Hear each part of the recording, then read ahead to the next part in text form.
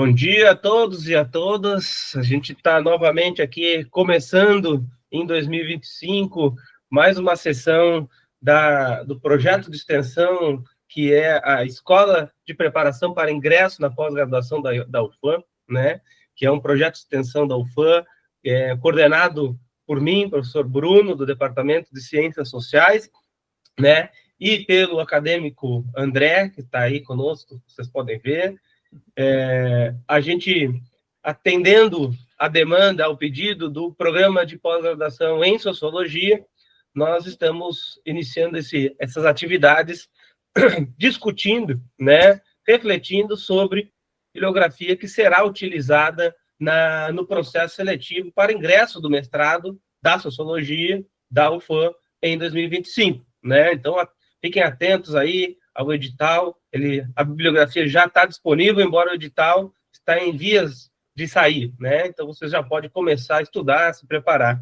Né? E esses vídeos, esses materiais, eles servem para que os candidatos possam, né, se preparar, refletir, né, e com a ajuda dos nossos convidados, né, melhor se preparar para a seleção. Né? Então, por favor, André.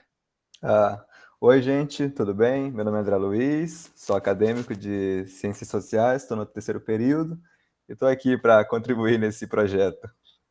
Professor? Perfeito, então.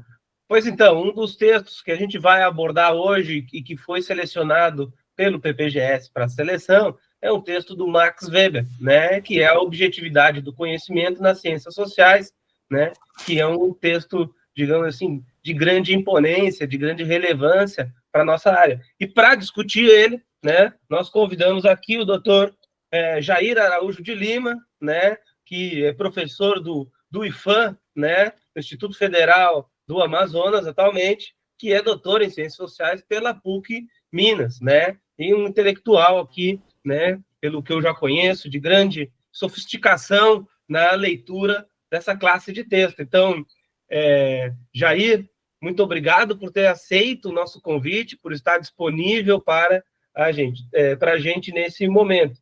Então, Jair, eu vou te passar a palavra e aí eu vou te convidar a nos falar um pouco sobre esse autor e esse texto, né, para que a gente possa produzir um material bacana aí para os nossos ouvintes. Ok, quanto à intelectual sofisticação, é pura bondade do professor Bruno. Eu vou tentar fazer isso da melhor forma possível, mas ele foi extremamente bondoso em minha classificação. Quanto ao texto que nós vamos abordar, a objetividade do conhecimento nas ciências sociais e políticas, é um texto de 1904. A minha primeira dica que digo para o estudante é óbvio, tem que ler completamente, porque a banca examinadora pode escolher qualquer parte do texto.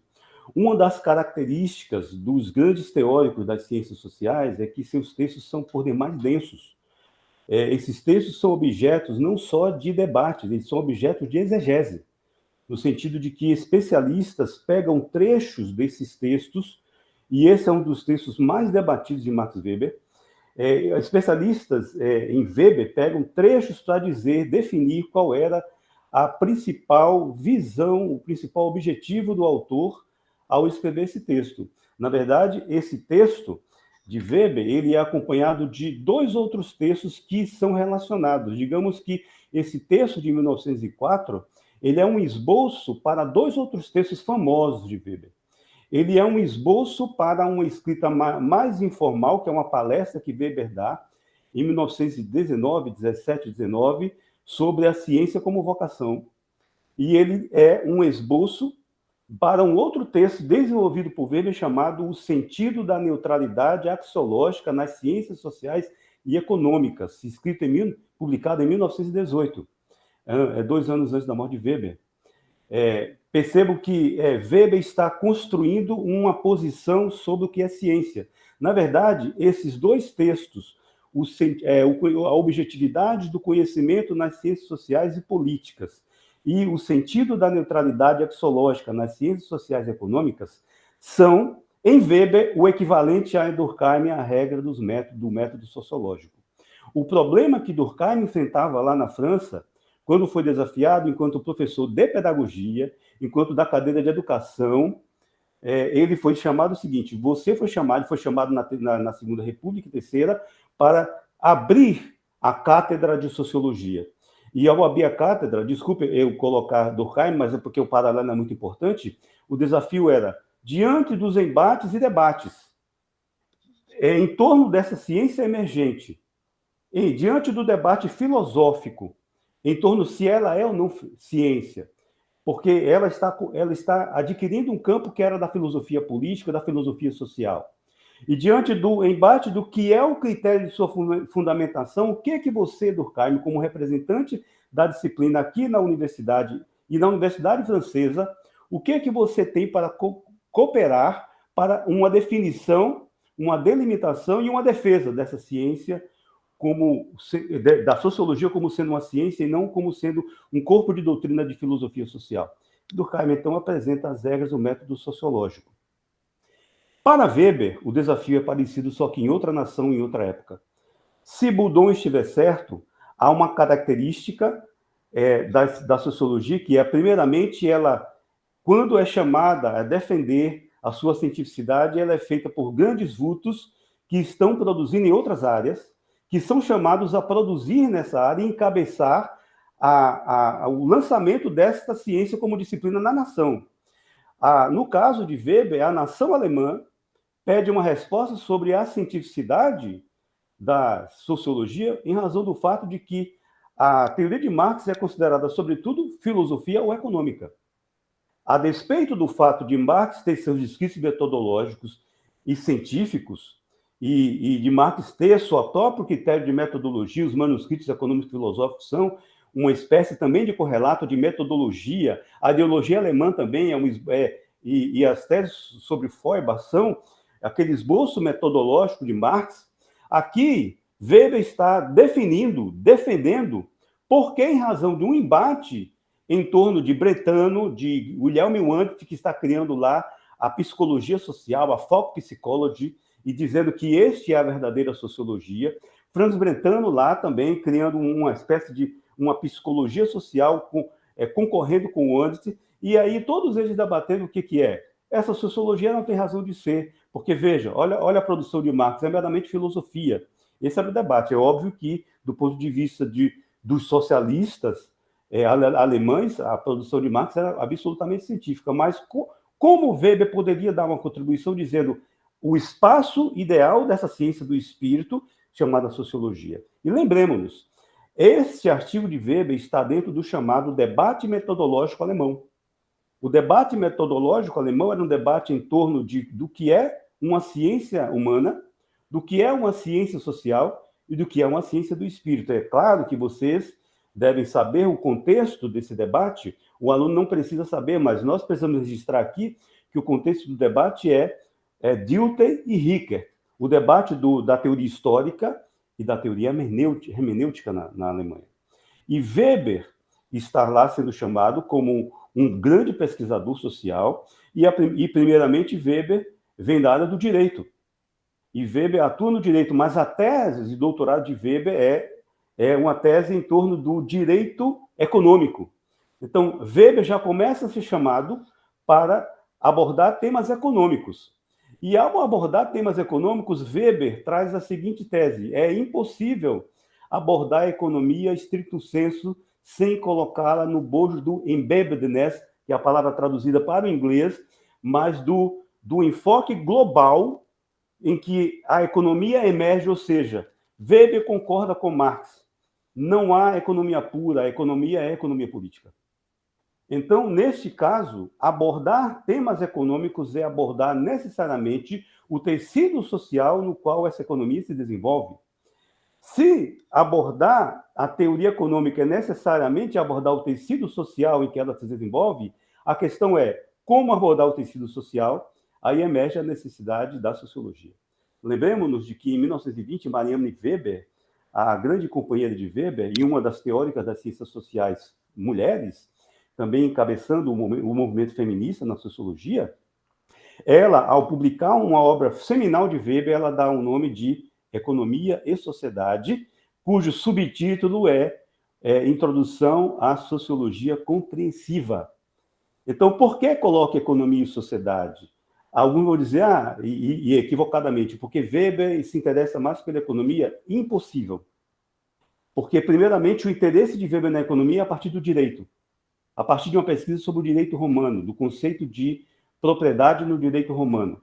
Segundo, a partir do momento que Weber publica a tese e ele começa a dar palestras, ele encabeça a economia a partir da perspectiva do direito. E o direito dentro de uma determinada sociedade e que antecede um critério de valor dentro da sociedade capitalista. O direito romano, para Weber, é fundamental para a consolidação de uma ética do capitalismo, também junto com a ética protestante. Isso então, são inextricáveis para Weber. E economia em sociedade, porque a sociedade é que determina a economia, e não o contrário. E o subtítulo, Introdução à Sociologia Compreensiva, é porque não se pode abordar este tema, economia, sem abordar a sociologia. Agora, veja, dentro desse contexto, diz então, Weber é um sociólogo.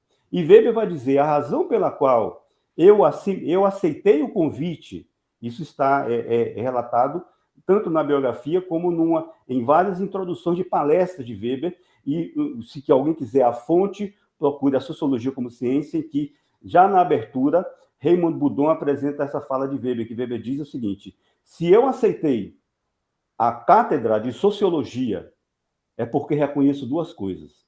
Primeiro, que a economia não existe sem a sociedade, e uma economia ela é englobada pelos valores sociais de uma determinada sociedade. E segundo, porque eu quero fazer frente a qualquer abordagem holística que é implementada sobre a sociedade. Portanto, Weber está ali, e nesse texto já aparece isso, no texto A Objetividade do Conhecimento nas Ciências Sociais e Políticas, está ali fundando o individualismo metodológico. E é uma das frentes que Weber vai levar dentro da teoria da epistemologia das ciências sociais, disciplina, por sinal, que entra tardiamente no currículo brasileiro, mas do qual Weber é um dos fundadores e é o fundador principal, o fundador mor. Não podemos dizer que Marx não tem uma epistemologia das ciências sociais nos manuscritos econômico-filosóficos, em a ideologia alemã, é óbvio que tem. Não podemos dizer que Durkheim não tem uma epistemologia das ciências sociais lá em As Regras do Método Sociológico, é óbvio que tem. Mas Weber pensa a disciplina epistemologia das ciências sociais. Weber é um epistemólogo por natureza em função do debate dos paradigmas alemão, chamado o grande debate teórico dos paradigmas na Alemanha. A importância desse texto, ela não deve nos chamar, não deve ser desmesurada, ela não deve ser menosprezada pelo fato de que embates contemporâneos podem apontar que esse texto ele pode ser um empecilho para uma certa postura política em relação à sociologia ser mais ativa em defender ponto de vista. Não. Lembremos-nos que é um texto fundante da disciplina, e nós não podemos menosprezar esse texto, que é fruto de diversos debates, em função de interesses políticos do presente, porque o interesse fundamental do texto não é político, é no sentido de fundamentar o lugar epistemológico, teórico, abstrato, lógico da sociologia no corpo das ciências sociais, das ciências humanas. Essa é a primeira coisa. Agora, para o candidato, é óbvio que ele tem que ler o texto todo, porque a banca examinadora, ou o professor que vai ser chamado a elaborar questões, ele pode pegar qualquer parte do texto. Mas eu vou fazer aqui a minha síntese do texto para tentar ajudar. Então, que fique claro, esse foi o contexto. O contexto Weber está sendo chamado a defender a sociologia como ciência. Em 1904, ele publica o texto Objetividade do Conhecimento nas Ciências Sociais e Políticas. Em 1917, naquela palestra aos estudantes, ao movimento estudantil alemão, ele emite a palestra, que é publicada depois, em 1919, que é Ciência como Vocação. Em 1918, um ano depois da palestra, a Ciência como Vocação, ele publica outro texto chamado O Sentido da Neutralidade Axiológica nas Ciências Sociológicas e Econômicas, que é, na verdade, um desenvolvimento, um aperfeiçoamento desse nosso primeiro texto. São independentes? São. Cada texto tem sua história, cada texto tem uma defesa. Eu dou um exemplo. O sentido de subobjetividade nesse texto, que é o texto objeto dessa palestra. e o sentido de neutralidade axiológica no texto de 1918. Agora, para o aluno que vai fazer o vestibular, vai fazer a prova, vou trabalhar estritamente o texto A Objetividade do Conhecimento nas Ciências Sociais e Políticas. Qual é o problema, então? Esse é o meu resumo, começo aqui. Dado a necessidade de se consolidar uma ciência capaz de assegurar com o máximo grau possível a objetividade na avaliação científica de tendências do desenvolvimento social, Weber colocou-se à tarefa de indicar em que sentido é possível construir uma tal ciência, valendo-se inteira e exclusivamente de princípios heurísticos axiologicamente neutros. A ideia de objetividade é a ideia de que, a despeito dos meus posicionamentos políticos, é possível eu tecer uma análise objetiva dos fatos sociais. Aliás, Weber está dizendo uma coisa importante que o próprio Marx disse com Engels. Marx diz lá na ideologia alemã, ele diz o seguinte: as premissas de que partimos não são meras abstrações, são empiricamente verificáveis. O diálogo da obra de Weber é com Marx, sem dúvida, mas não só. É com o historicismo, é com Dilthey, lá na hermenêutica, é com a filosofia alemã em si.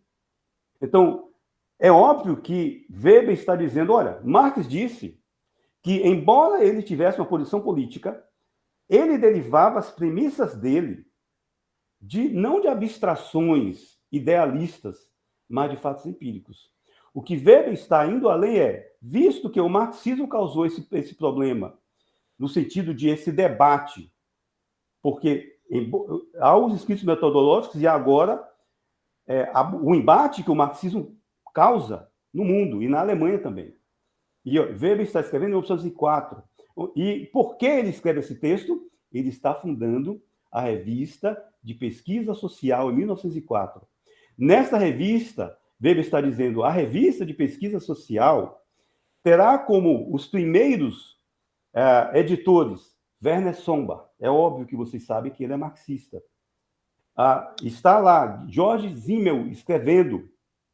Estará lá Joseph Schumpeter escrevendo. Então, e está Max Weber. Weber está dizendo, essa revista, se quiser servir uma ciência, ela tem que usar os princípios que estou elencando neste artigo, a objetividade do conhecimento nas ciências sociais e políticas. Então, ele está dizendo, nós todos aqui temos pontos de vista divergentes, e isso é muito bom. E a prova de que a sociologia é uma ciência é de que nós, tendo perspectivas políticas divergentes, nós vamos aqui abordar a sociedade de um ponto de vista objetivo. Esse é o mote, é o leitmotiv do artigo, é o motivo principal do artigo. É que há uma necessidade de, a despeito de sua posição política, você, o sociólogo, o cientista social, ou o cientista político, porque nas ciências sociais e políticas, ele aborda a realidade social e política de um ponto de vista objetivo. Algo parecido disso em Ofício de Sociólogo, em que Bourdieu, Patrick Champagne e Jean-Claude Passeron dizem que nós devemos fugir da sociologia espontânea, de que a maior inimigo da sociologia científica, do ofício sociólogo, é uma sociologia espontânea, é o pensamento automático da sociologia espontânea, em que eu não me utilizo de ferramentas para produzir a ruptura epistemológica. Então, eu não sou reflexivo. Eu sou meramente alguém que repete discursos e que não estou preocupado com a cientificidade. Agora, perceba, Bourdieu tem sua posição política clara. Também Patrick Champagne, também Jean-Claude Passeron. Mas ali eles estão defendendo o ofício de sociólogo como ofício científico. Há um outro texto, depois deste, que é do próprio Jean-Claude Passeron, que é o raciocínio sociológico, em que ele reitera esse argumento, que é, independentemente de nossa postura política, e lembre-se, Bourdieu e Passeron são os autores daquela crítica à escola reprodutiva, daquela crítica da esquerda à escola. Mas ele está dizendo, enquanto sociólogo, o raciocínio sociológico é científico. Então, veja que esses autores atualizam o pensamento de Weber, e utilizam lá, claro, Durkheim, Max Weber, mas o princípio de objetividade aparece no termo que foi popularizado na pesquisa de Bourdieu, que é objetivação. E ele fala, então, que usar objetividade é objetivar.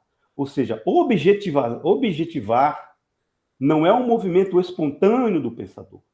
É um movimento em que o pensador se coloca na condição de pesquisador imerso, e aí procure o texto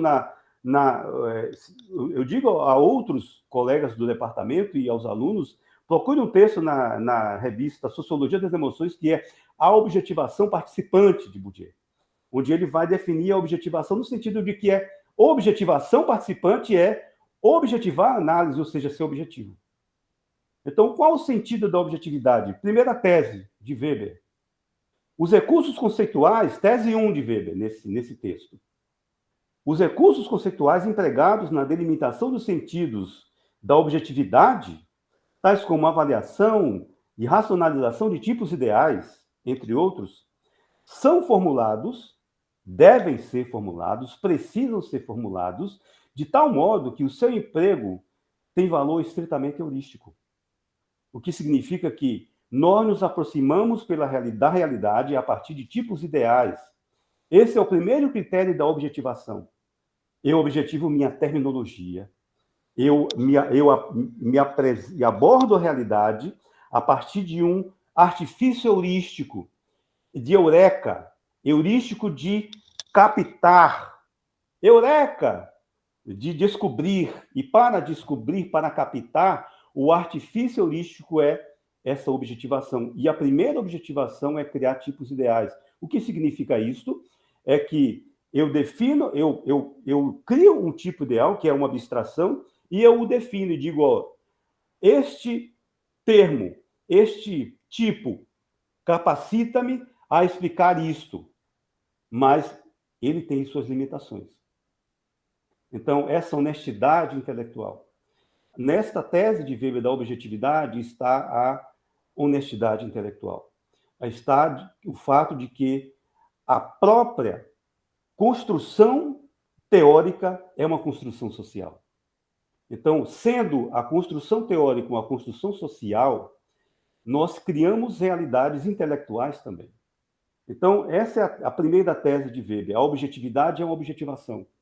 E a objetivação se dá por meio de artifícios heurísticos, por meio dos quais eu explico, eu crio tipos ideais e eu digo, esse tipo ideal ele é potente em explicar tal realidade, mas ele tem limitações. Inclusive, uma das limitações ele é um artifício que isola um elemento, mas que na realidade está tudo junto. Esse isolamento não deve ser confundido com toda a realidade. Se do contrário, nós entraremos naquilo que Alfred North Whitehead chamou de princípio da concretude deslocada, que é um princípio dos tipos ideais, que é confundir o modelo da realidade com a realidade do modelo. Estamos claros, esteja claro então. Entre outros termos a serem empregados, esses conceitos, é a tese 1 ainda, mesmo quando se refere à prática científica, não tem a intenção de se impor como uma norma, e sim como instrumento lógico para aferir possibilidade de sentido estritamente empírico.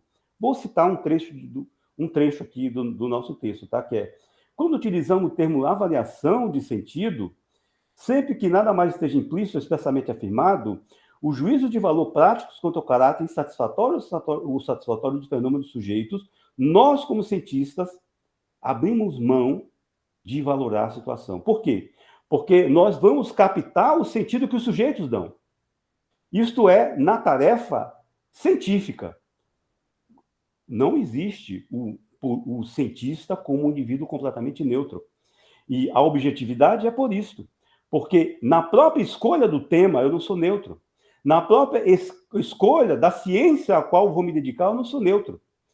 Quando eu me dedico à sociologia, eu me dedico porque eu estou atento aos discursos sociais, aos embates sociais, aos valores sociais, ao sentido dos embates sociais. Agora, no sentido de uma objetividade, ele está dizendo, para ser possível que dialoguemos, tendo um Werner Sombart, tendo um Georg Simmel e tendo um Weber, nessa revista de pesquisa social, para que haja um critério, um sentido em que nós estamos falando a mesma coisa, nós devemos ser honestos a princípio com nossas ferramentas conceituais. E as ferramentas conceituais nós criamos através dessa objetivação. Agora, há vários sentidos contemporâneos de objetivação. Você pode, inclusive, objetivar sua própria participação e seu envolvimento. Isso falo no sentido de uma etnografia em que você está participando. Mas esse aqui é uma extrapolação do sentido do texto, porque o que vai ser cobrado para você, estudante, é o que o texto está dizendo.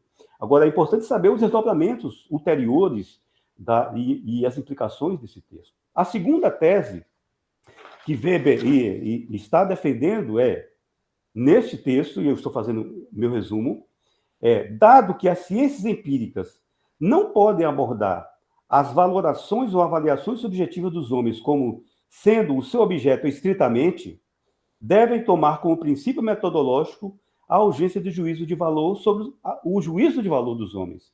Ou seja, há um texto importante de Bourdieu, de novo, lá em A Miséria do Mundo, é que ele dialoga com esse texto de Weber. O nome do texto é Compreender.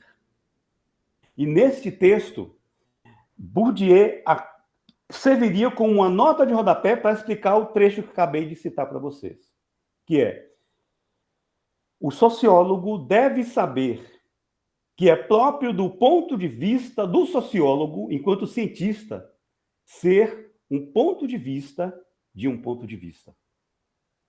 Ou seja, o sociólogo elabora o seu ponto de vista do ponto de vista dos autores, dos atores sociais. Os atores sociais, em sua ação, têm sentido, têm valores, têm planejamento, o que é igual a comportamento social. E a compreensão desses atos dá-se, sobretudo, primeiramente por valorizar o ponto de vista dos nativos. Esse princípio é aplicado completamente por Malinowski, quando ele está criando os princípios da etnografia. Porque Malinowski coloca os sujeitos, os atores, as ações, como o critério pelo qual você vai pesquisar e decifrar a realidade. Os imponderáveis da realidade, está lá no texto Os Argonautas do Pacífico Ocidental, de Malinowski. Os imponderáveis da vida social de um grupo só podem ser interpretados pelo grupo. Então, Bourdieu, a primeira obra de Bourdieu faz uma obra de etnógrafo, uma etnografia na Kabila. E Bourdieu está ciente disso. Bourdieu faz toda a teoria das práticas de Bourdieu, ele deriva da etnografia na Kabila. Então, o trabalho, Bourdieu tem formação de filósofo, mas o primeiro trabalho de Bourdieu enquanto sociólogo é como etnógrafo, é como antropólogo. Então, existe um artigo chamado Etnografia Quase Esquecida, de Bourdieu. Então, a gente não pode esquecer esse fato.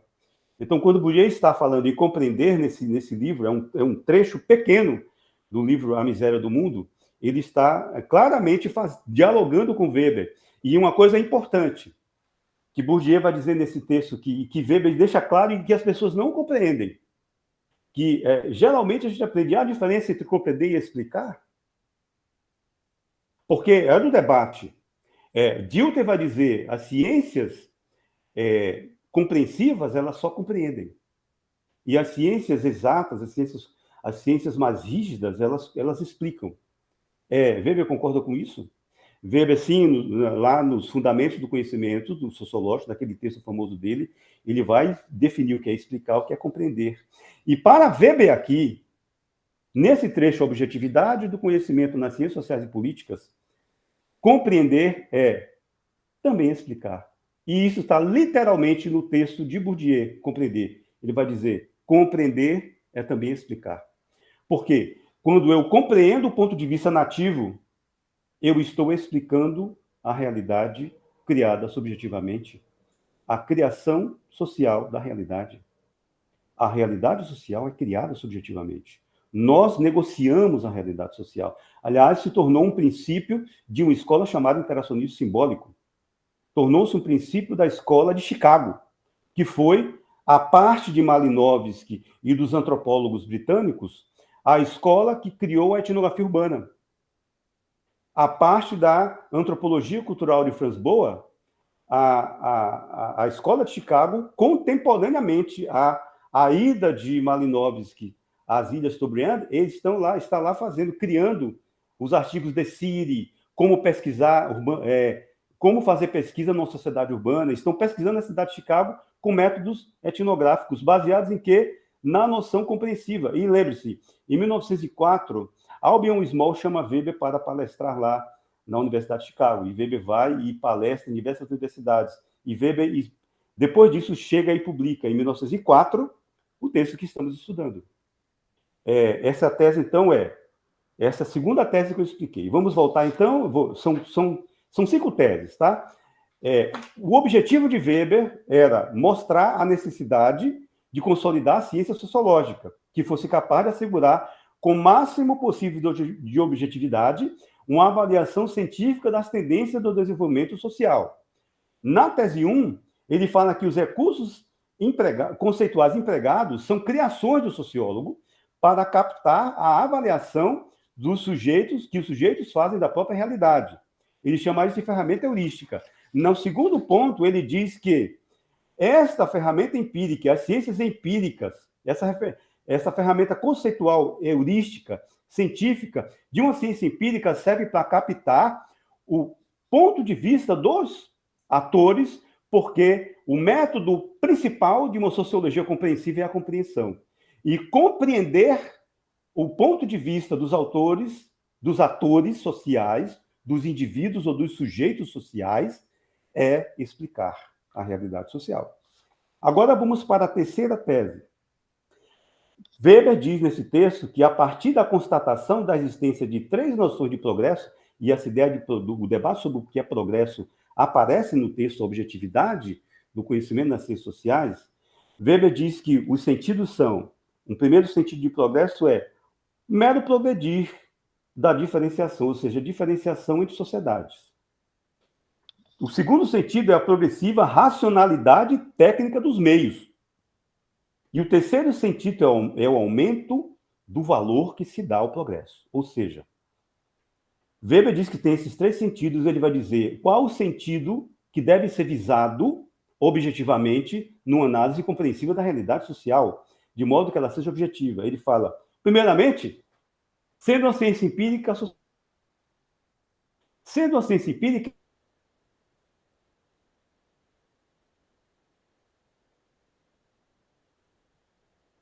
Weber, ele é hábil em criar tipos sociais. Alguém pode dizer, sim, mas havia vários outros sentidos de progresso, sim.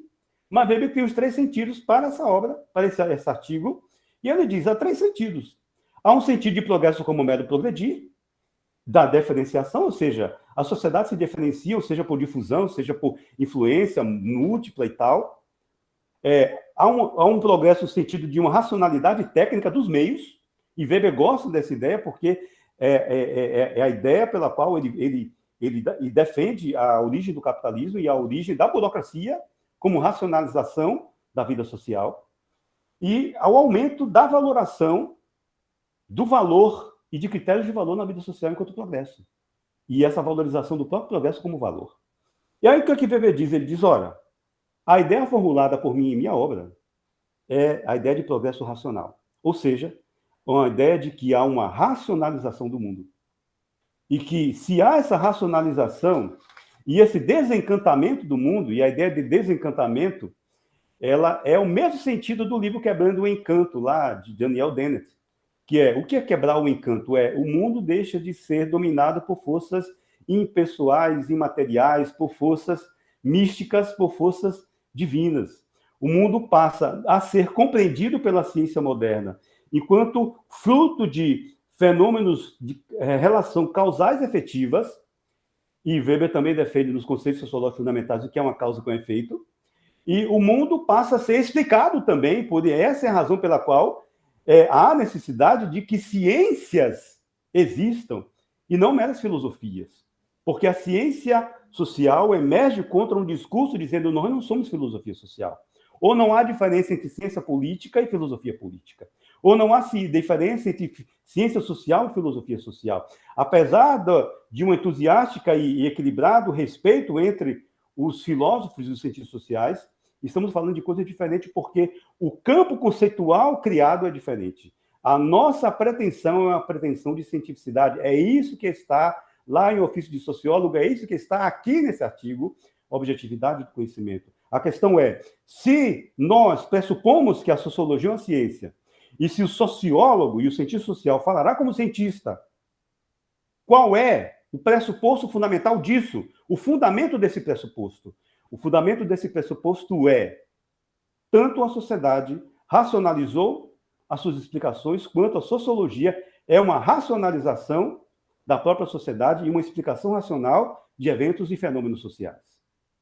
E, assim, nessa terceira tese, ele diz, o progresso deve ser e pode ser entendido, pelo menos na minha terminologia, e bem honesto nisso, enquanto tipo ideal, como uma racionalização dos meios e das técnicas sociais.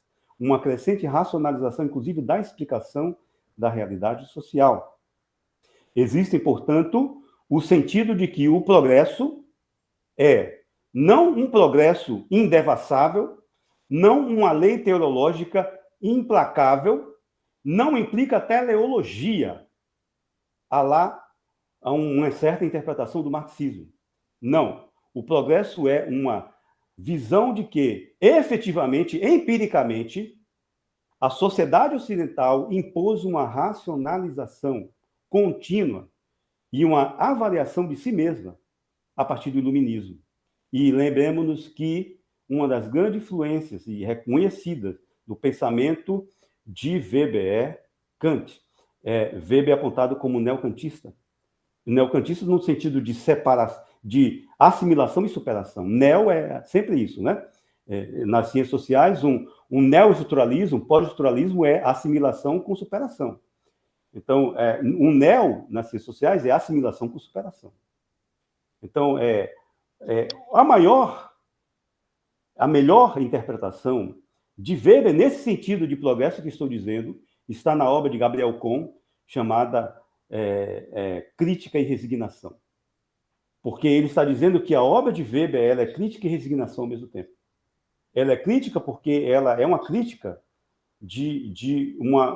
ela tem crítica de vida social, ela tem uma crítica política também.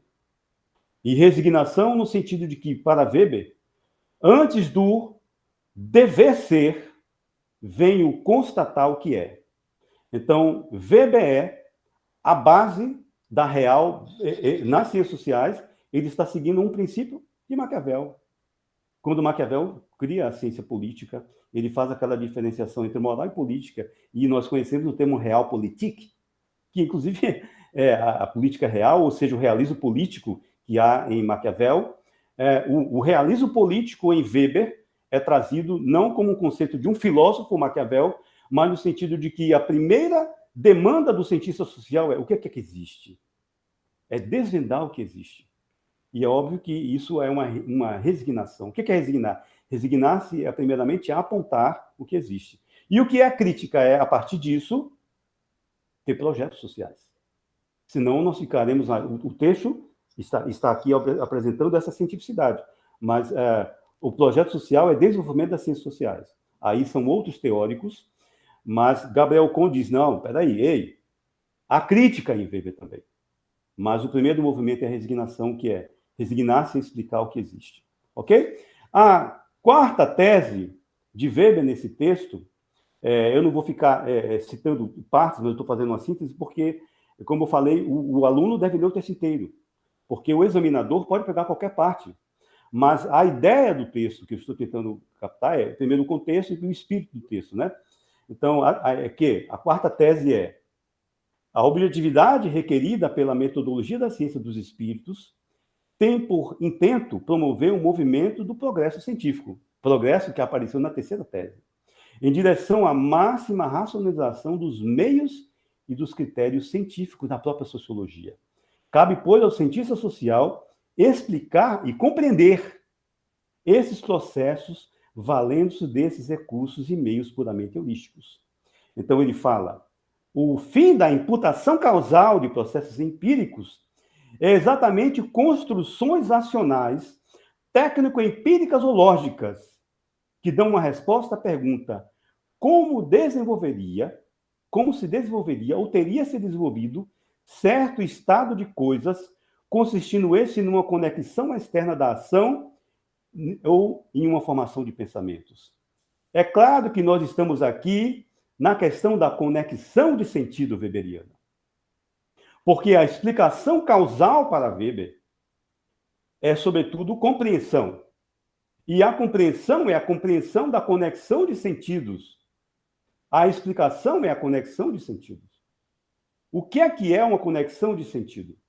Eu vou explicar a ação do indivíduo, quer seja, e lembre-se, que embora Weber, essa nota está lá em Conceitos Sociológicos Fundamentais e é um pressuposto fundamental desse próprio texto. Embora a sociologia compreensiva e o método de objetivação nesse texto que Weber defende seja racionalista, não significa que a sociologia não pressuponha que existem ações irracionais. Mas a ação irracional será explicada racionalmente. Agora, há uma moda hoje, contemporânea, que é a economia comportamental, defender, você vai encontrar vários livros no mercado defendendo que os sujeitos são estritamente irracionais. Essa leitura de Weber pressupõe você contra esse modismo. Porque Weber, nesse texto, que está fundando as ciências sociais, é um dos fundadores, ele está fundando a cientificidade da ciência social alemã, e ele está nos precavendo contra uma coisa. Primeiro, ele diz, olha, nunca confundamos que, isso nos conceitos fundamentais, que a ideia de racionalidade do ator não se confunde com um preconceito racionalista nas ciências sociais. Segundo, economia são ciências sociais também. A economia é uma ciência social também. Não uma ciência social no sentido que nós entendemos as ciências humanas, antropologia, ciência política e sociologia. Mas lembremos de que na conceituação imediata para Marx, a economia política é uma ciência social. Então, para Weber também. É essa a razão pela qual ele se imiscui, ele está intrometido, está imiscuído, está imerso no submundo da economia política, mas do ponto de vista sociológico. Então, nesse trecho aqui, compreendamos isto, é que o indivíduo, ele é admitido como racional, como um tipo ideal, e ele pode ser admitido como racional em um tipo ideal. Não há prevalência de. Agora, Weber diz que há conexão de sentido, e Weber é o autor, é o precursor de uma teoria contemporânea do ator social, que é defendida pelo francês que está na cadeira de Bourdieu, Bernard Lahire, que é um indivíduo que eu conheço pessoalmente, porque eu tive o privilégio de conhecê-lo na UFRN, e depois na UFMG, e depois na PUC. Bernard Lahire, que escreve A Sociedade dos Indivíduos, escreve L'Esprit Sociologique, o espírito sociológico, que só tem tradução, infelizmente, ainda em espanhol, e nesse livro eles defendem agora o sentido de que o que significa ator racional? Significa um ator que tem um comportamento planejado. Mas é claro que isso já está em Weber. Porque a conexão de sentido o indivíduo planeja seu comportamento em valores fins. O comportamento, portanto, é teleológico. O comportamento do ator é planejado. Uma obra para isso, nós temos lá um antropólogo lá da UFRJ escrevendo Antropologia do Projeto. O que é uma antropologia do projeto? A antropologia do projeto estuda, entre outras coisas, não é um projeto de pesquisa dos atores sociais. Ela aborda que atores sociais são atores que projetam sua ação. Eles projetam baseado na cultura envolvente, na cultura enquanto a orientação cognitiva compartilhada, né? Uma das definições de cultura, entre diversas, não é? Mas que a cultura enquanto software mental que nos habilita. Então, meus valores, minhas finalidades, minhas afinidades causam aversões, causam afinações com outros grupos. Então, nós temos grupos de afinidade, nós temos grupos de oposição. Então, os atores sociais são atores que planejam sua ação. Então, a conexão de sentido em Weber aí. Como é que eu capto? Através dessa objetivação. Por quê? Porque ao invés de dizer, são uma porção de alienados, são uma porção de irracionais, o sociólogo tenta entender qual a motivação. E motivo é um dos conceitos sociológicos fundamentais da sociologia compreensiva de Weber. Motivo. E motivo é muita coisa. Mas motivo é, quais são os valores desse sujeito? Qual é até o modelo de realidade desse sujeito? O que esse sujeito está tentando impedir e tentando causar? Quais são e nós temos aqui tanto as tipologias da ação de Weber, ação racional, segundo a fins, segundo a valores, certo? E então os atores agora são tipologias porque o ator na realidade é tudo misturado. E aí nós temos já um amigo de Weber, um contemporâneo de Weber, mas que surge depois, Alfred Schutz, no livro Fenomenologia e Relações Sociais, explicando esta ideia de Weber de compreensão, dizendo, olha, e há uma hierarquia de relevância na ação dos atores. E Weber está certo. Existe a ação afetiva segundo valores, a ação tradicional, a ação a segundo fins. Então, essa tipologia de ação é verdadeira, só que há na cabeça dos atores não só uma múltipla oposição, e aí realidades múltiplas, referenciais múltiplos, como há uma hierarquia de valores. Ou seja, o indivíduo mais religioso, a ação dele é óbvio, será seguindo a valores religiosos. O indivíduo mais politizado, é óbvio, a ação dele será motivada por valores políticos e assim por diante.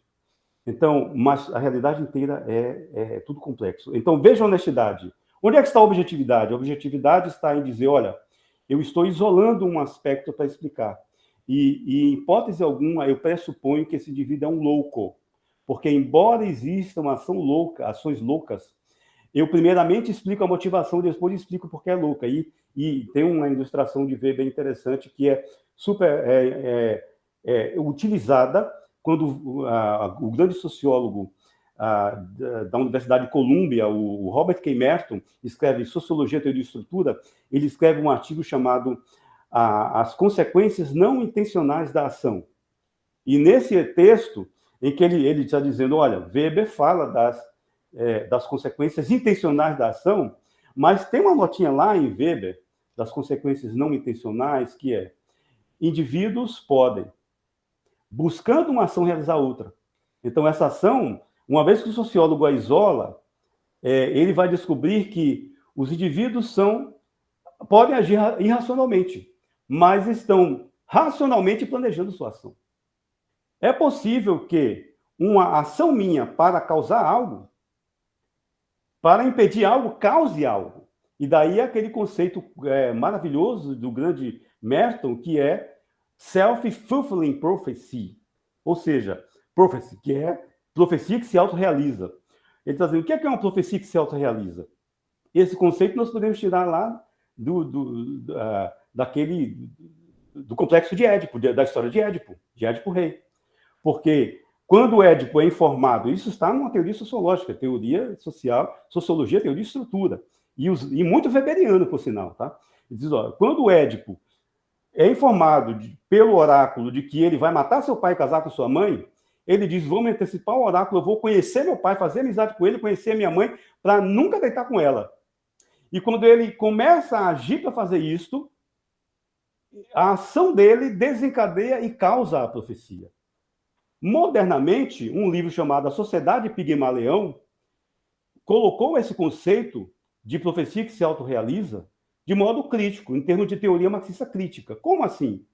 Em termos de que, se há uma forma de profecia que se autorrealiza discriminar antecipadamente grupos e depois essa discriminação causar a derrota desses grupos, e aí, pela derrota desses grupos, eu crio discriminação. Ou seja, a sociedade Pigmalião, ou então esta profecia que se autorrealiza, eu discrimino um determinado grupo vulnerável, e eu o chamo de incapaz, e aí, quando tal grupo se vulnerabilizado e por uma certa prática social se mostra incapaz, empiricamente, eu digo, tá bem, eles são incapazes porque são incapazes. Eita, não! Bourdieu diz não. E perceba, isso é possível com ferramentas heurísticas weberianas. Por que não? Porque, primeiro, eu entendo o quê? Esse indivíduo está esse conceito é difícil de tradução, tá? Mas é um conceito da sociologia econômica cujo pai é Weber, tá? Richard Swedberg, a sociologia econômica.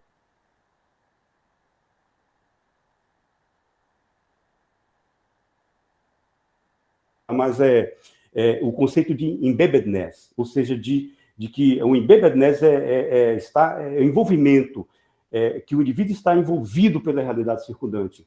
Então, essa ideia é o seguinte, essa profecia que se autorrealiza desse comportamento social, essa consequência não intencional é que discriminar causa desempoderamento que causa mais discriminação. Agora, percebe, isso é possível através da visão weberiana. Só que, primeiramente, o que eu faço? Primeiramente, eu entendo o comportamento.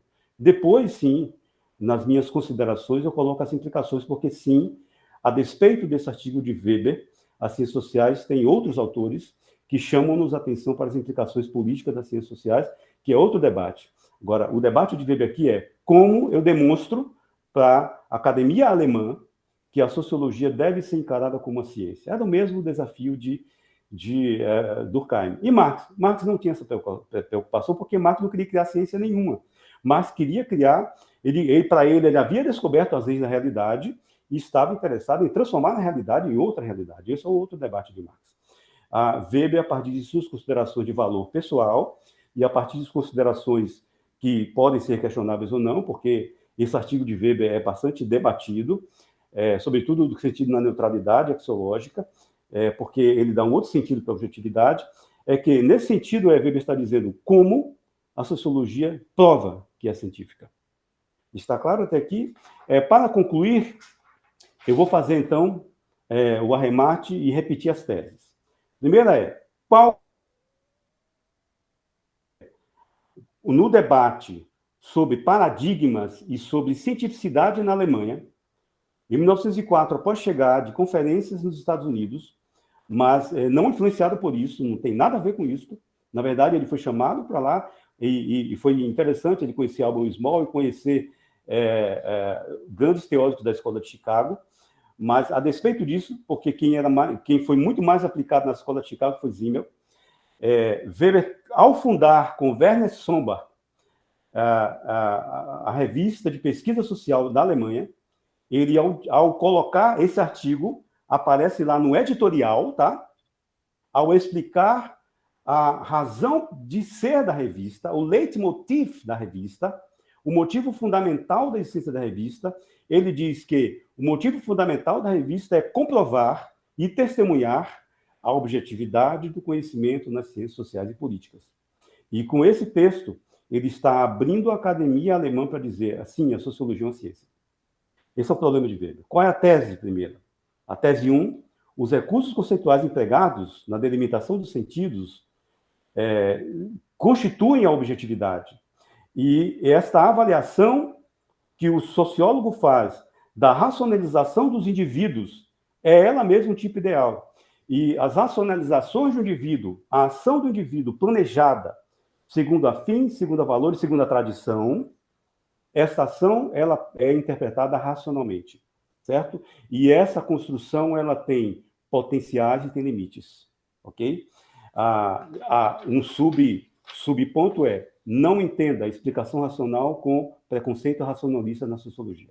A tese 2 é de que as ciências empíricas elas só se sustentam com pesquisa empírica e com postulados empíricos. Marx mesmo diz isso. Lembremos-nos, Marx diz com Engels na ideologia alemã 3 vezes: as premissas de que partimos não são meramente ideológicas, não são ideações do espírito, elas partem de princípios empíricos.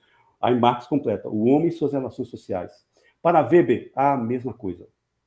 Só que o homem e suas relações sociais, a questão é, o que são relações sociais? Para Weber e para Marx são coisas diferentes. Para Weber, a marca principal da relação social, enquanto explicação para o sociólogo, é o sentido, o nexo causal que os indivíduos dão. E a partir daí eu compreendo, e a partir da compreensão eu explico. A tese 3 é, a partir da constatação, para Weber, da existência de 3 noções de progresso. A primeira é um mero progredir por diferenciação. Segundo, a progressiva racionalidade técnica dos meios. E a terceira, o aumento do valor da própria racionalização, ou seja, uma valorização do pensamento racional. está claro que a sociologia é chamada a fazer parte desse progresso racional, dando explicações racionais de atores racionais, o que não significa que o progresso seja teleológico e que progresso seja efetivamente progresso por regressos, podem acontecer, mas que o progresso, que se chama de progresso, inclusive na sociologia compreensiva, é o progresso de uma visão desmistificada da vida social, de que os seres humanos trocaram imputações causais equivocadas por imputações causais efetivas e passíveis de explicação pela ciência. Certo?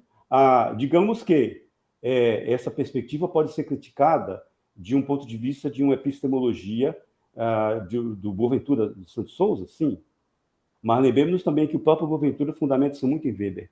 Certo? Essa epistemologia ela pode ser criticada a partir daquele para pensar, para avançar as ciências sociais, né? Aquele documento importante da Unesco, sim, mas lembremos-nos que Weber está em 1904, aplicando o quê?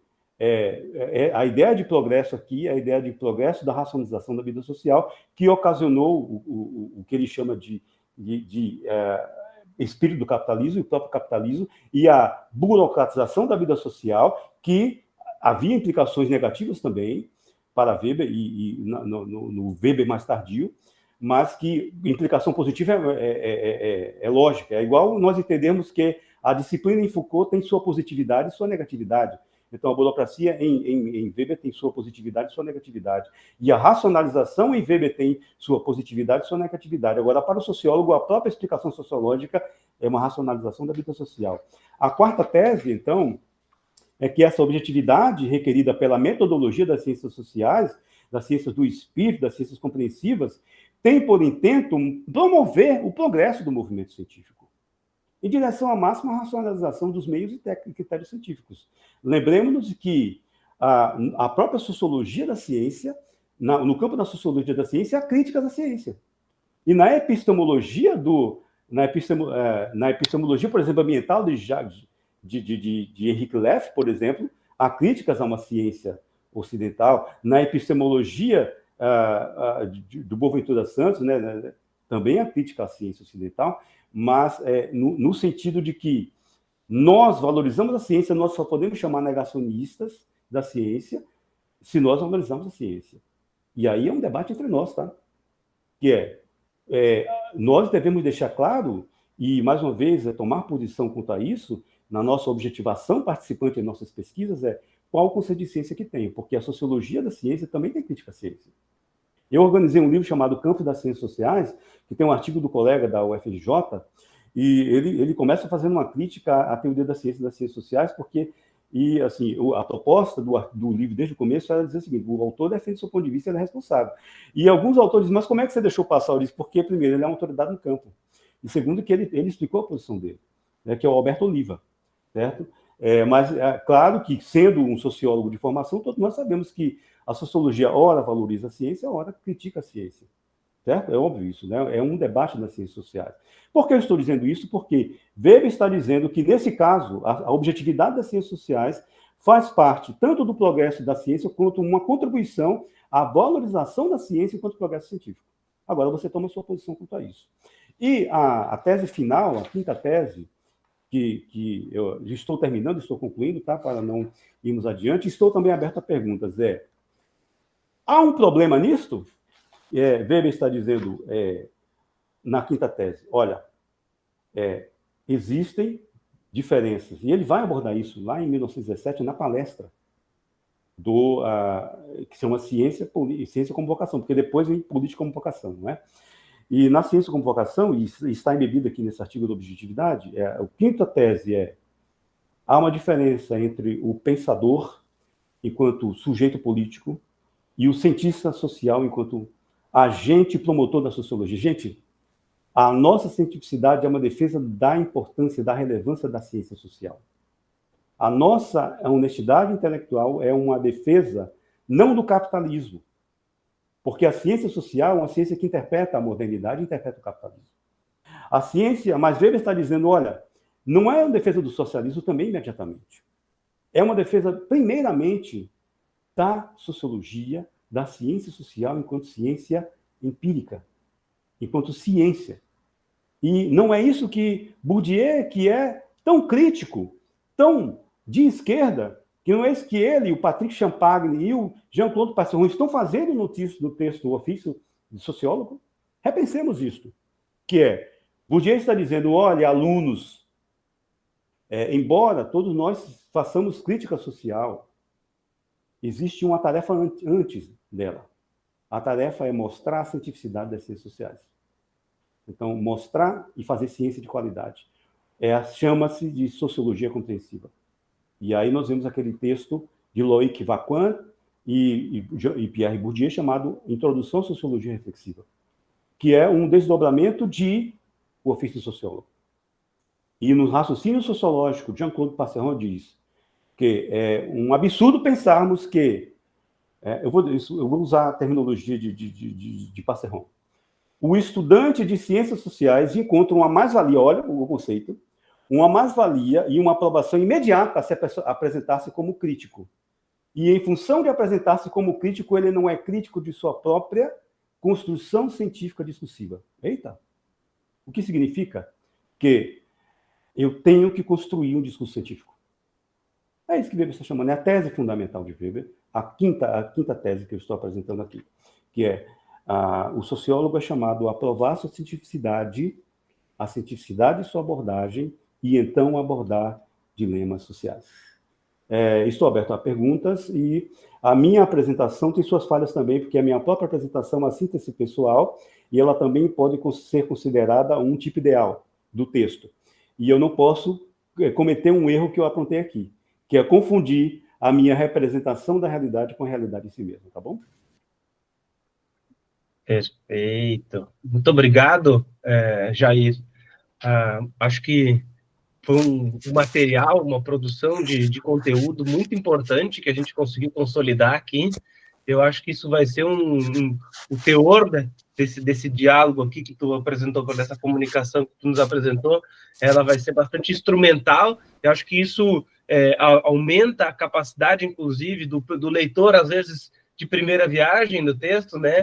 Que pode conseguir ter algumas dicas, umas pistas, né? Para poder melhor acomodar o entendimento, né, cognitivo do texto. Até porque o programa de mestrado em Sociologia, comumente, ele recebe também alunos que não necessariamente são formados em Sociologia, né? Então, a discussão desse texto, né, como tu nos apresentou aqui, ela certamente vai ser de grande valia, e em razão disso, né, e por isso, desde pronto, eu já te agradeço, né, reitero o agradecimento por ter se disponibilizado a colaborar o seu tempo e disponibilizar esse tempo para poder conversar com a gente sobre esse texto, tá?